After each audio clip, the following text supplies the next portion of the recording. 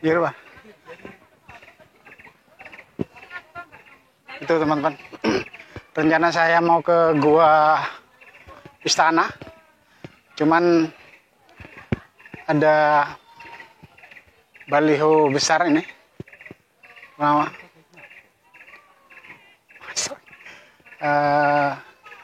Jalan menuju Gua Istana ditutup sementara. Di depan juga ada semua gua. Jadi tidak hanya Gua Istana yang ditutup, tapi semua gua untuk sementara ditutup. Ini teman-teman. Ini arah ke Gua Istana. Dimana di zamannya dulu Bapak Presiden kita Insinyur Soekarno katanya pernah bersemedi di gua ini. Yuk kita nerobos palang pintu untuk bisa sekedar tahu. Wah, ditutup betul.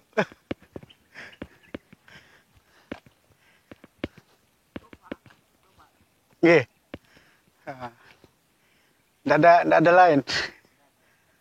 Nah ini dijaga oleh kedua penjaga ini. Dan ditutup katanya. Nggak tahu dengan alasan apa ditutup ini. Oh iya.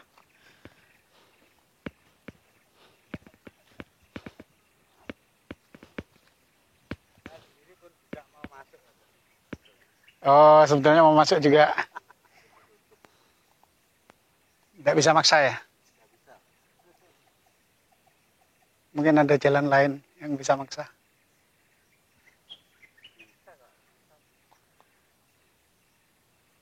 Ini jalan pintu utama ya. Pintu utamanya menuju Gua Istana sudah terkunci dengan kunci gembok ya. Ada dua peserta, dua pengunjung yang juga ingin ke sana tapi kebingungan ini. Sama seperti saya, kebingungan mau kemana. Itu teman-temannya.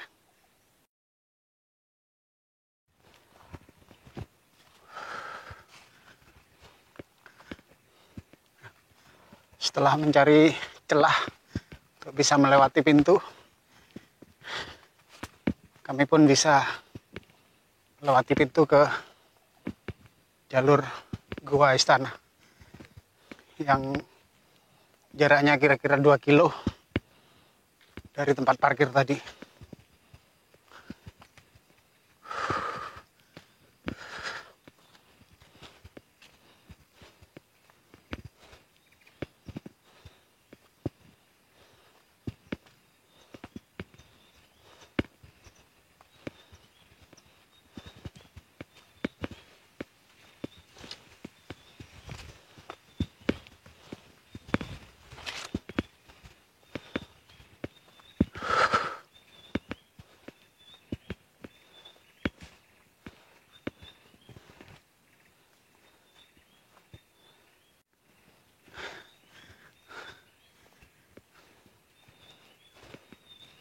Melewati hutan bambu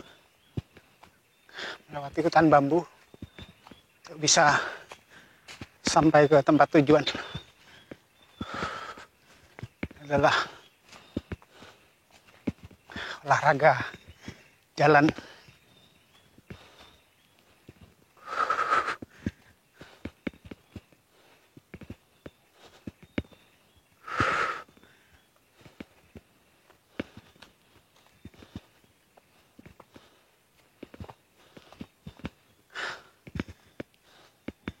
Istirahat dulu, coy. Kita istirahat dulu.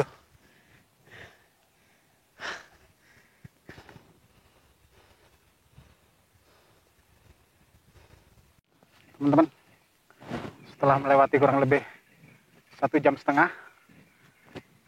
saya beristirahat di gazebo kedua. Tadi ada gazebo pertama di kira-kira 500 meter ya. Kemudian ini adalah gazebo kedua. Melewati hutan bambu. Ternyata di gazebo kedua ini ada mata air. Dan saya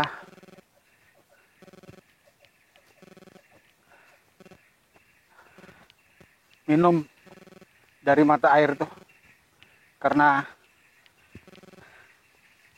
kami tidak membawa air minum dari parkiran, tidak membawa bekal sama sekali, hingga ini ada mata air sumber. Ini adalah sumber mata air di ujung dari mata air yang ada di lokasi Gua Istana, di dekat dengan Gua Istana. Dan airnya sangat jernih dan saya minum segar sekali. Itu teman-teman. Rupanya air ini dialirkan ke bawah untuk memenuhi kebutuhan air di daerah pantai. Di daerah pantai ada hotel di situ dan ada beberapa warung di situ. Dan ini ada beberapa ritual ya. Ada beberapa ritual yang ditaruh di sini. Masih ada asapnya. Dan saya tidak mengganggu dan berusaha untuk tidak saling mengganggu. Itu teman-teman. Jadi yang memaksa masuk ke Gua Istana tanpa membawa bekal di gazebo kedua, silakan cari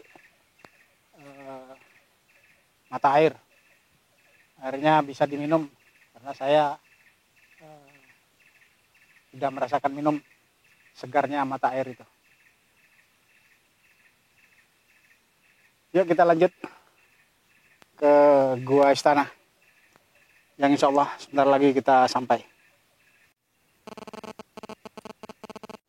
Nah, kami sudah sampai di Gua Istana. Mudah-mudahan tidak ada hal melintang. Yuk kita naik ke atas.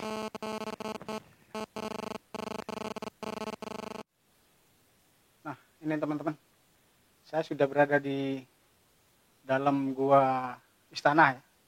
Namanya Gua Istana, di mana dulu Presiden pertama Insinyur Soekarno pernah melakukan meditasi atau semedi atau apapun lah namanya di tempat ini. Dan itu banyak orang yang mengiyakan dari cerita tersebut, termasuk Mas Maman, Mas apa? Termasuk Mas Subai. Mas Subai ini adalah orang yang kali datang ke tempat virtual masuk Subai.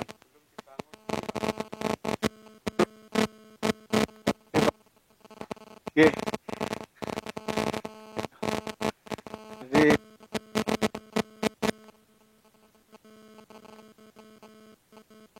ini tempat ini ramai, banyak orang-orang yang melakukan ritual. Sementara di masa pandemi ini tempat ini ditutup, jadi tidak ada seorang pun yang melakukan ritual.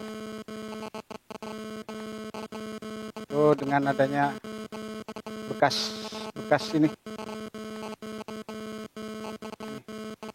bekas bakaran, bekas piring pecah. Adalah menandakan bahwa ada kegiatan, di minimal kegiatan memasak air atau memasak apapun lah itu di tempat ini. Itu teman-teman, beruntung sekali saya sampai di tempat ini ditemani 2 orang dari Muncar ini, duluran Selawase. Oh, dari PSHT ya. Kalau saya dari Setia tok, tidak pakai hati. Oh, dari hati tok, tidak pakai setia. Oh, luput ya. Itu teman-teman, bagi teman-teman yang masih mempercayai ritual dan sebagainya dan ingin melakukan meditasi. Cuman menurut saya, ya maaf, saya tidak mendiskreditkan sesuatu. Mohon maaf, dan mohon maaf sekali tidak mendiskreditkan sebelah saya, tetangga saya. Karena semua itu ada di dalam hati kita sendiri. Dimanapun kita bermeditasi, di situ kita ada hati. Di tempat ramai, kalau kita sepi, kita akan merasa kesepian. Di tempat sepi, kalau kita ramai, kita tidak akan merasa kesepian. Jadi ada di dalam diri kita sendiri semuanya. Itu teman-teman ya. Cuman alangkah baiknya kalau melakukan ritual macam itu harus dengan bimbingan yang ahli, bimbingan minimal seorang guru, sehingga tidak terjadi kesalahan. Gitu. Jadi kembali lagi pada diri kita. Jadi, kalau saya biasa dengan keislaman saya, jadi kembali lagi pada keimanan kita. Ritual bisa dilakukan di mana saja, tidak hanya di tempat yang terpencil. Di pasar pun kita bisa melakukan ritual untuk bermeditasi. Kalau kita terganggu dengan situasi pasar, meditasi kita akan gugur. Malah meditasi kita yang ada di tempat keramaian itu akan merupakan cambuk bagaimana kita akan menjadi seseorang yang khusyuk.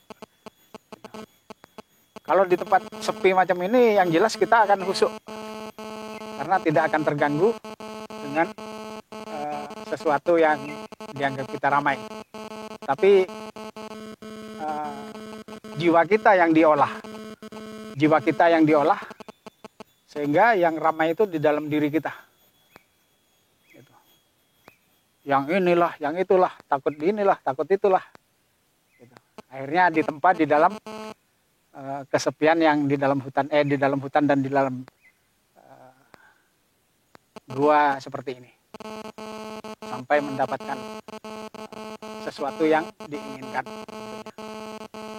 Itu, terima kasih sudah berada di channel saya. Sampai jumpa di video saya berikutnya. Masih tetap dengan explore keajaiban dunia dan kegaiban dunia. Terima kasih.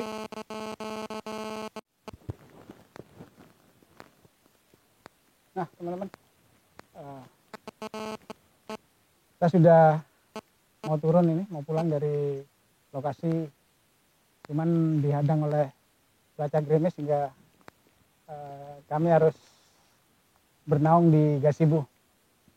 Bernaung di gazebo yang kedua, di mana gazebo ini di dekatnya ada mata air. Ternyata adalah sangat dekat tempatnya dengan gua istana yang dimaksud. Di mana gua istana tadi presiden kita yang pertama, yaitu Bapak Insinyur Soekarno, pernah bermeditasi di tempat itu. Yuk kita pulang menyusuri hutan bambu lagi.